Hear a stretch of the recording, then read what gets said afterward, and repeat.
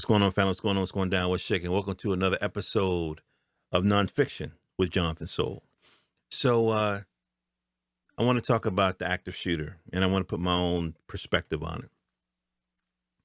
It's a lot of people who are Second Amendment activists and so forth like that. And I think we should have, I think everybody should be armed, be honest with you.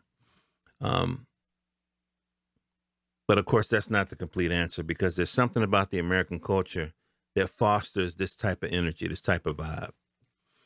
I'm reading through some documents from FBI.gov, and one of the documents, they put out a report every year, an active shooter report, and I'm looking at the one from active shooter incidents 20-year review, 2000 to 2019.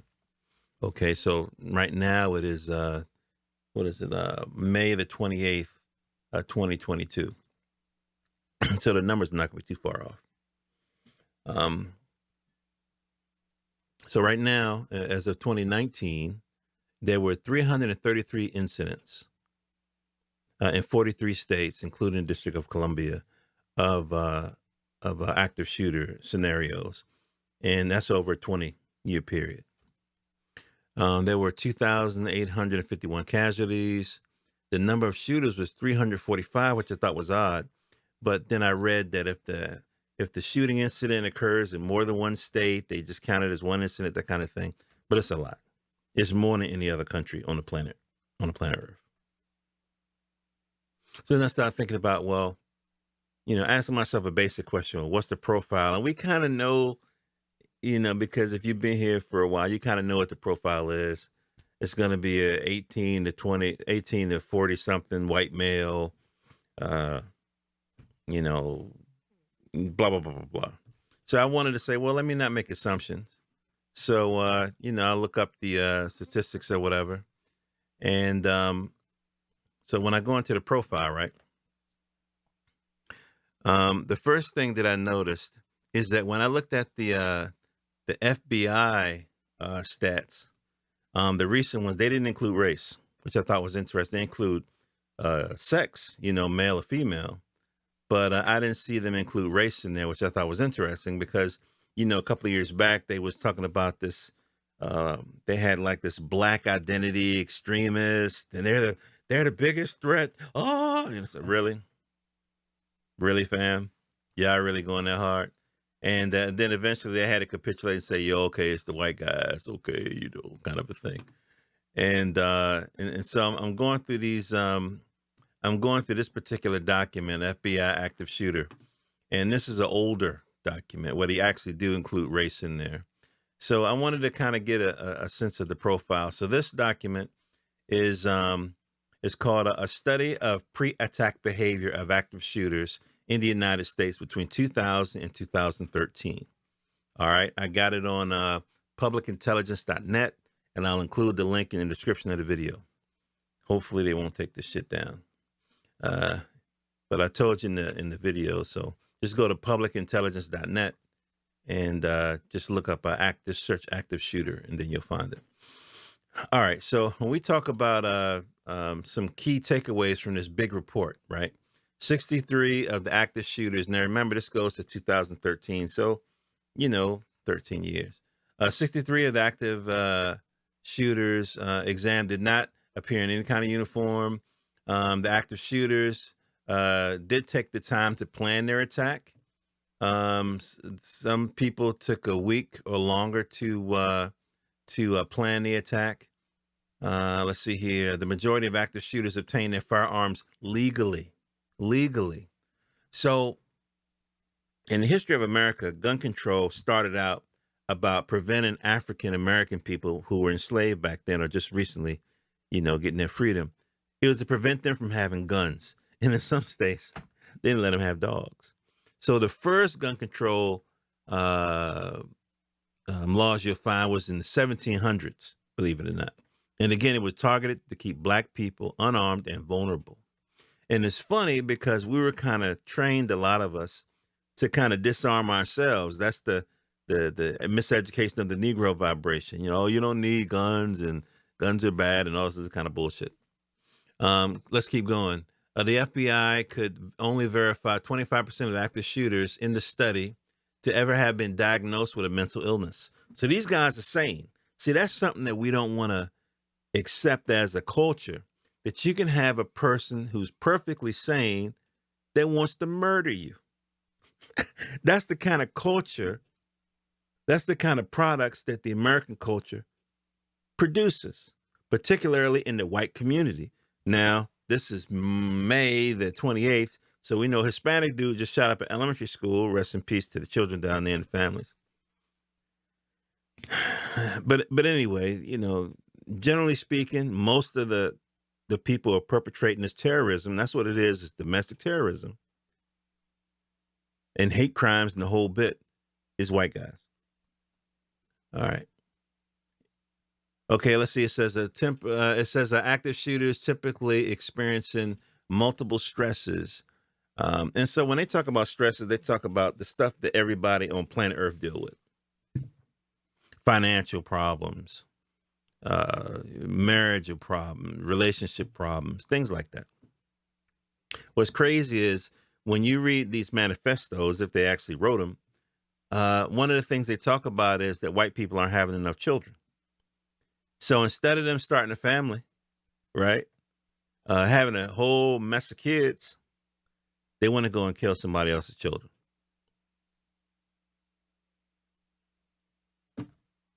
That kind of logic is.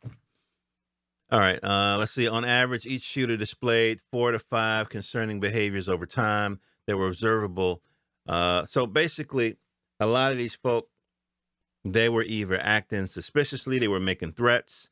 So if they're younger kids, they would post threats online. They might threaten the people who are under 18. They would threaten the kids at school, stuff like that.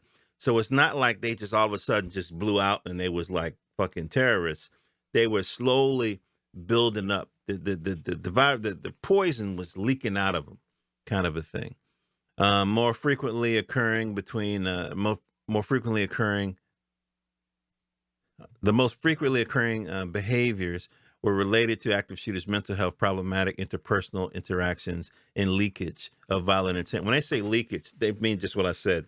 They writing posts online, they threatening people, they acting out, push, that kind of a thing. Let's see. It says for active shooters under 18, school peers and teachers were more likely observing concerning behaviors. For those over 18, the spouse and partner. So these people were witnessing this aberrant behavior from these people. Now, in certain parts of this report, they were saying that some of it, was reported to police. A lot of it, they just try to talk to the person directly. But it wasn't enough to stop the murders from happening. Let's see, when concerning behaviors that was observed, the most common response is to communicate. There we go, directly to the active shooter, 83%, and or do nothing. Let's see, 41% of the cases concerning the behavior reported to law enforcement.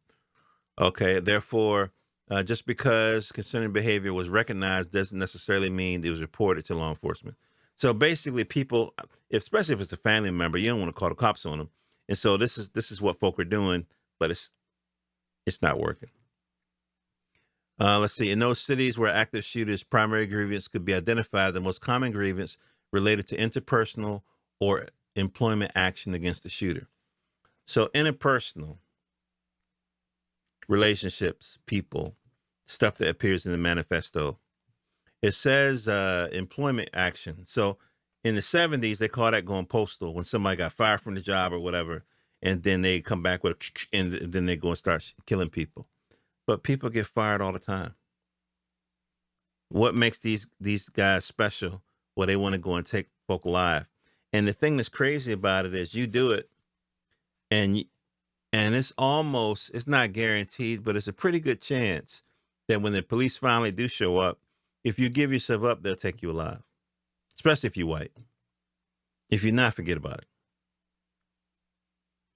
In the majority of the cases, at least one of the victims was specifically targeted by the active shooter.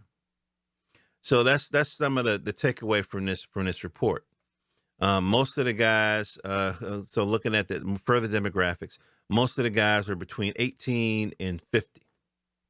Okay, the last two shooters, as of this recording, were 18 years old. That white dude and that Hispanic guy. Okay, the race. Now, see, it's funny they took race out of the more recent reports.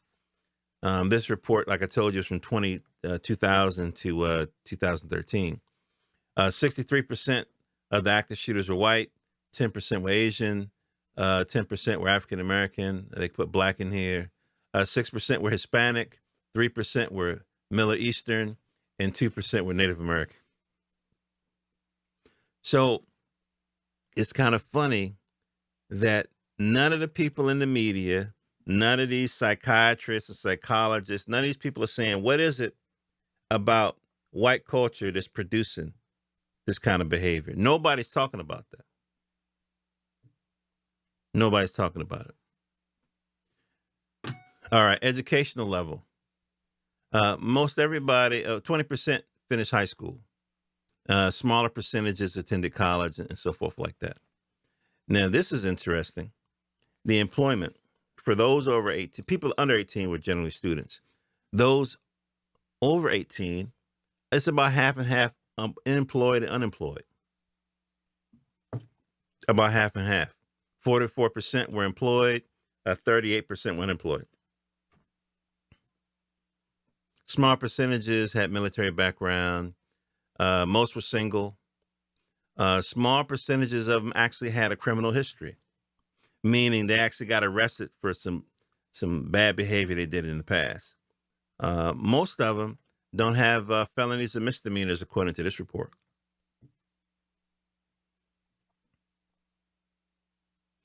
And the thing that I thought was interesting was the planning. So most of these guys, let's see here, it says planning, time spent planning. Most of these guys spent 1 to 2 months planning. Then the other ones, they spent, that's 26%, 18% spent 3 to 5 months planning, 15% spent 8 to 30 days planning it. Okay. Now preparing, that's different. Preparing is getting the guns and the whole bit. Now, let's see here. Most of them, it says less than 24 hours, meaning they already had the equipment. Most of these guys obtained their guns legally, so they already had them on hand. Let's see, 1 to 7 days, 26%, 22%, 8 to 30 days. So I think if you when you first buy a gun, at least in my state, they have a period, I forget what it's called, but it's like a cooling off period. Like, I think the idea behind it is if you beefing with your wife and you go run out and get a gun, they're not going to give it to you same day. You got to come back, I think, in a week or so, and then they give it to you. So it's something like that. So that's what we have. We have these white guys who are able to obtain guns legally. They endure the stresses that every other person on planet Earth experience. But it's something about the white American male, and again, obviously not everybody, but it's a small sliver of their population that behaves this way. You know what I mean? But nobody's talking about that. Okay, fine. Moving on. So that's the profile. So when I read more into the FBI documents, it talks about ways to survive an active shooter attack. So they got a cute little video, which I'll show you just a little snippet of it on the inset. But basically, the gist of it is hide, run, or fight. So, if and they gave the example of a bar, it's like a little crisis actors or whatever. And so, they're in a bar, people talking, all of a sudden, pow, pow, pow. And so the first thing to do is hide. So people run away and they hide. And then the crisis actors stop and turn to the camera like Deadpool and start saying, you're supposed to hide, kind of a thing, which is true. And then the second part is run. So the idea is you want to run and find a place that you can, like a room where you can hide and kind of barricade yourself and wait for, turn off your phone so the phone won't ring and the active shooter can find you or whatever. And, try to figure out a way to defend your position in case he tries, or she, because the majority of them is male, by the way. It's like 3% female from 2000 to 2013. And figure out a way to get defend your position or whatever. And then the last one is the fight. If you can't. And so in the video, they had a situation where you could hear him pulling the trigger, nothing's coming out, so he's about to reload. So this is when the guys get the balls and stuff and come out from behind the bar and rush him. Hope I didn't spoil it for you. You know what I mean? But so that's their critique. And I mean it's totally makes sense. Now, on YouTube, what you're gonna find is people saying, "Oh, you gotta have concealed carry, you gotta da da da da," and that's true. You know, you gotta have a vest, and you gotta, and obviously that's true. It's not as adults you find out it's not one or two, it's all of it, kind of a thing. But you got to train if you have a gun. You have a training if you have a gun. Just because you have a gun, that's not going to magically make you all of a sudden be calm enough and have your awareness enough to take cover, right? To get your gun out, try to locate where the shooter is by what sound. If you stick your head out, you might get blown off. Kind of, you know what I mean? That's training. And so it's not like you can buy a gun and stick it in your purse, you know, like my grandma used to do, you know what I mean? You have to go to the range, you have to train. Um, the one thing that I didn't think was, I don't remember being mentioned, but I think it's important, and I think we may have to do this now, is when you go into that's the other thing. The other thing was they listed the places where these active shooters like to target. And the biggest place was publicly accessible retail facilities. Fancy word for stores. Public traffic, in other words, retail spaces that are available or open to public traffic. So foot traffic, people walk in, stores, grocery stores. So now I'm thinking next time I go into a Target, which is rare because I order everything pretty much, but next time I go to a Target or grocery store, I think I might have to walk around and find out where the exit is. Where's the back room? You know what I mean? I think in my grocery store, I think there's like a bathroom area. And then I think beyond the bathroom, it might be some store. You know what I mean? I'm thinking like, where is it where I can take cover? Because the one thing that I didn't see on that video, like fighting is like the last thing you want to do. Because these guys, the reason why they plan is because, you know, they want to get the most kills, you know, for the amount of time. And some of these guys, not all of them, a small percentage actually wore armor, body armor, according to the FBI. But they definitely have the firepower. So it's unlikely that somebody's going to try to jump up when, you know, they're raining bullets on you. But when you go into these stores and restaurants now, it might be wise for us to look for exits. You know what I'm saying? To look for, well, if something pop off, you know what I mean? When we sit in restaurants, do we really want our back to the door? If it's a restaurant with a glass wall, do we really want our back to that? Because the Buffalo shooter, and I saw some of the video, the Buffalo shooter, he jumped out the car, pow, pow, pow, with that Bushmaster thing, and he shot a couple of people that were sitting out there with their grocery carts waiting to be picked up.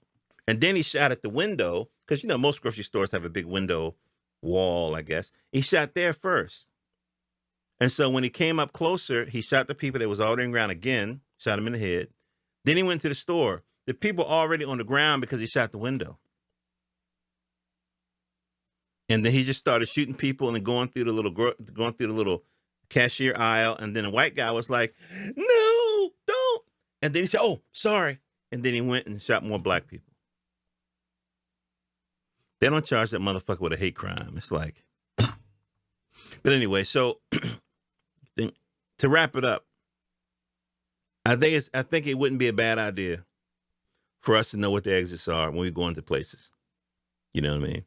I don't think it's a bad idea to talk to the school if your kids are still in public school or private school or whatever, and find out, hey, what's y'all plan? Kind of a thing. What are the exits?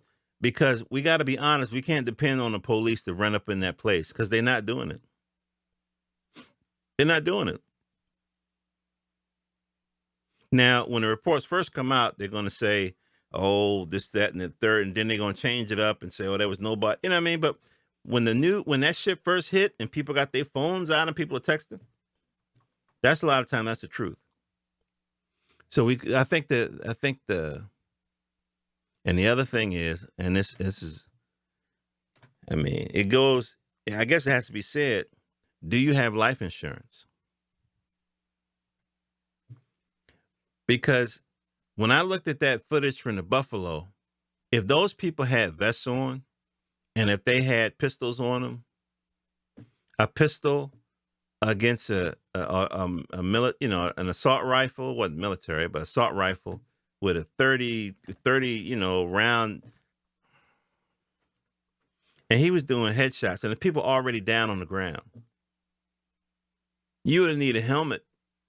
You know what I'm saying? It's like, I just don't see how. So do you have insurance? Now, most of us, we make the mistake of just having that stuff that they have on the job. But if a meteor hits you tomorrow, would your family know who to call? You know what I'm saying? Like, they might just know your number at the office, but if you're not there, it goes to voicemail, right? So it's like, you know what I mean? Who's your supervisor? Do you work in a secure building? Can they even get in? So, have you had that conversation with your family about, this is life insurance, this is what I got? That way you don't have to do a GoFundMe to bury me just in case, kind of a thing. Do I believe that people should be armed? Absolutely. Yeah, take a gun class. And maybe you might take the gun class. You might say, oh, this is too scary. It's not for me. You should have a baseball bat in the house. You should have cameras. If it's not Ring cameras, which, some people like, some people don't, whatever. There's other cameras out there. If you don't have cameras, folk got security systems where, there's sensors, magnetic sensors at your, on your door. And then if that gets broken while you're away after, you know what I mean? It's, the police are called, that kind of thing. But that's just generally security. And I think the last thing and the most important thing is just be aware of your surroundings. There have been times when we've walked at places, we've seen people who look suspicious, people who seem out of place, people who seem agitated. I work in downtown Washington, D.C., and I was there at work January 5th. Was it January 5th? Yeah, and I was at work January, I think, I don't know, a couple of days after January 6th. I was working from home January 6th, remotely, right? And I'm trying to do my work, and I'm watching this shit unfold on the video. Days moving up to January 6th, I noticed that the Uber drivers were very agitated. I'm talking to the Uber drivers because, I like to talk, whatever. And these brothers is telling me, and it's men, I got, pepper spray. I never seen a pepper spray bottle this big. It looked like Lysol. It's pepper spray. One guy, he had his pistol on him. Ex-military guy, because leading up to January 6th, it was a lot of people coming into D.C. that was agitated, that was out of place, that just seemed off. And these Uber drivers who pick up and drop people off every day, this was a special situation. I was talking to the people in the restaurants in my area where I work. They were saying these people were assholes. These people wouldn't wear their masks at the time, argumentative. It's a different energy with these people. Now, am I saying these people are active shooters? I'm saying these people are connected. These people are not too far removed from the people who ran up in the Capitol on January 6th. And you can't tell me these same people couldn't turn to an active shooter. If one of these situations that happen to every fucking person in the world happens to them, all of a sudden they're gonna, sorry about the light. All of a sudden they're going to just snap out. That's their excuse. The replacement program. Who replacing y'all motherfuckers? It ain't black people. Illegal immigration or immigration period has never really benefited African Americans. Not really. We already trying to compete with the white people, even though we got the same qualifications and stuff, when you work for these companies. And so you bring in another class of people in, that's never benefited us. Black people in general, if they really think about it, they're not for illegal immigration and they're not for a lot of immigration. They're not. It doesn't benefit us. When I was a kid, you go into the McDonald's, you go into these fast foods, it was one adult and the rest was kids, flipping burgers, working the counter. That's not a job designed for an adult. That's for kids so they can have money for college.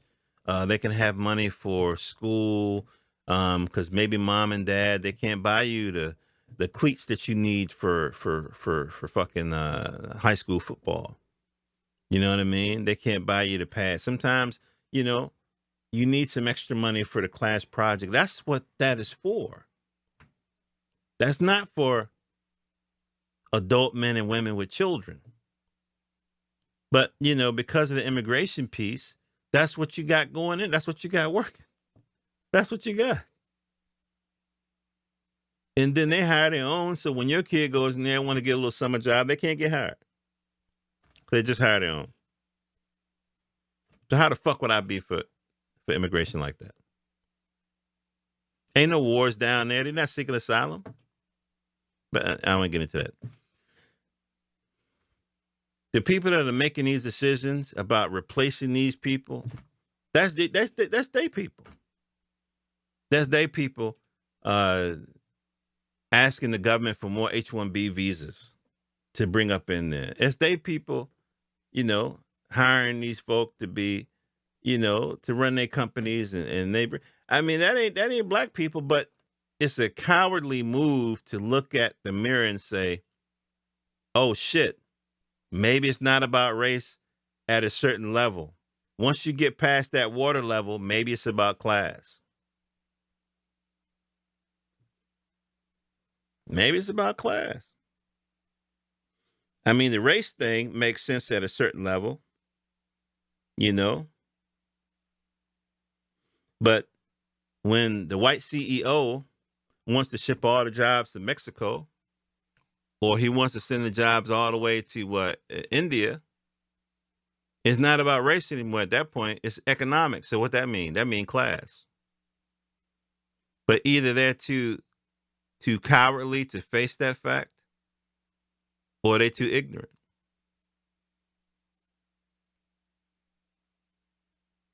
If your women is not fucking with you, maybe you need to examine yourself. Maybe you need to deal with your women instead of, you know, we're not having enough babies. I'm gonna go kill some black or brown people. It's like, okay, I hear what you're saying, but you know, if anything, that's gonna make you even less attractive. You know what I'm saying? So regardless of what these assholes do, we got to protect ourselves and our family. Get you some life insurance. Get your gun training.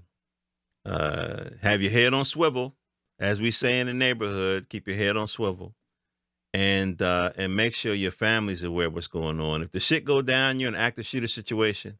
The FBI, who knows a lot about shooting people, the FBI says first option is to hide. Second option is to run and find a safe place where you can barricade yourself and defend that position, you know. And the third thing is to fight. And that's usually when that person is trying to reload. But you can watch the video. I put the link below. I love you guys. Hope all your dreams come true. Take care of yourself. Life insurance. Get your paper up. They only run in poor areas. Passport. Because the more the American economy starts to have these challenges, go through this cycle. If you haven't read that book, Changing World Order by Ray Dalio, you need to read it. You got to read it. On your life, you got to read that book. Where we are in that cycle, the economic cycle he talks about, we're going to see more of this kind of behavior. So you can hate the players, you can hate the game, but we all got to play no matter what. So yeah, protect yourself. Get your paper up, get that passport, get your insurance. It's all of it. It's all of it. I love you guys. Hope all your dreams come true. Take care of yourself and your family. This is Jonathan Soul, johnathansoul.com. Peace.